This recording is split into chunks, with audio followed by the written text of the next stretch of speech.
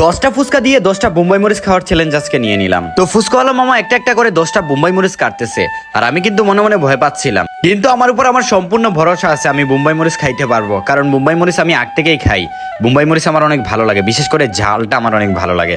তো আমার সাথের বন্ধুগুলা ভয় পাচ্ছে যে আমি খাইতে পারবো কিনা, কিন্তু আমার বিশ্বাস আছে ভাই আমি খাইতে পারবো।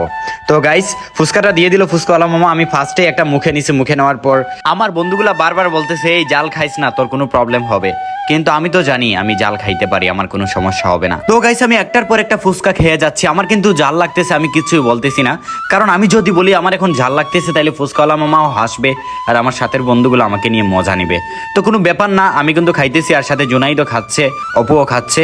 আর দেখেন গাইস আমি সব ফুচকা খাওয়ার পর আমার মুখের কি অবস্থা হয়েছে, আমার চোখ দিয়ে পানি পড়তেছে, কিন্তু আমি হার মানার মতো ছেলে না, আমি কিন্তু একটার পর একটা খেয়ে যাচ্ছি। আর গাইস এখন হচ্ছে ফুচকা শেষের দিকে, আর মাত্র 2-3টা আছে, আমি কিন্তু খাচ্ছি। ওরা কিন্তু আমাকে